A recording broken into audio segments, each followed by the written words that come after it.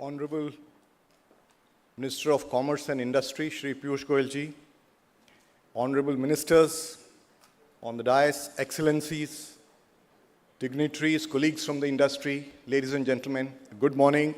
May I also add my welcome to all of you for being here with us today, especially for our guests from overseas. And in particular, also I would like to welcome Shri Piyush Goyal ji, the Commerce and Industry Minister, Government of India, and also the chair of this summit.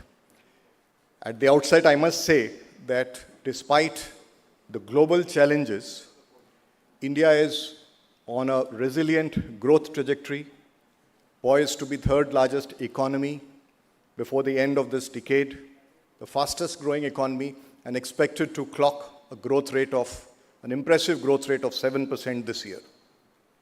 And I mention this in the context of the summit because as I reflect on the theme of the summit, Partnership for Progress, and I can look back and see that our progress has been a result of many factors, including global partnerships and the dynamic synergy between public and private sectors, and very importantly, the tremendous reforms, purposeful, multidimensional reforms that have been led by the Honorable Prime Minister, reforms in Make in India, a common GST, the production-linked incentive, Digital India, and many more that have enhanced the competitiveness and propelled inclusive growth in the nation. India's leadership for global cooperation has been around addressing shared challenges. And the approach is very clearly anchored, as the Honorable Minister, Shri Piyush Goyal ji, has often said, around innovation, inclusivity, and sustainability. And he's always provided leadership and impetus and encouraged industry to build on these themes and foster global collaboration. In the context of the summit, I have four points that I would like to leave for the discussion of the next 1.5 days. In the context of creating a better tomorrow, I think first, devising a coordinated fiscal, monetary, financial, and trade policies is imperative for global stability. Strengthening multilateral institutions and global governance will be key for addressing current risks and achieving greater trade and economic integration.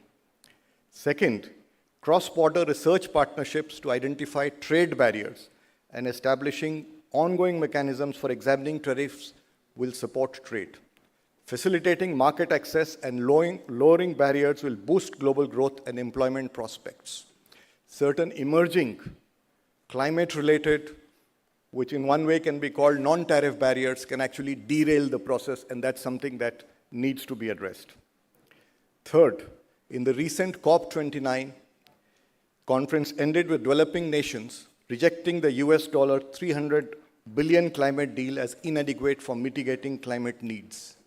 But the needs in trillions of dollars is very much there, and I think the world needs to forge partnerships to resolve this issue and create the funds for the net zero transitions.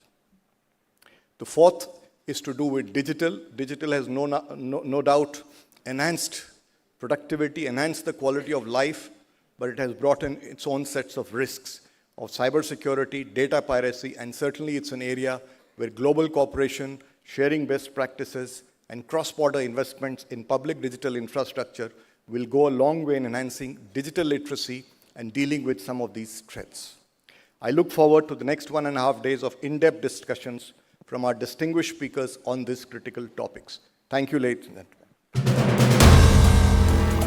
If you like the video, do like, comment, share, and subscribe.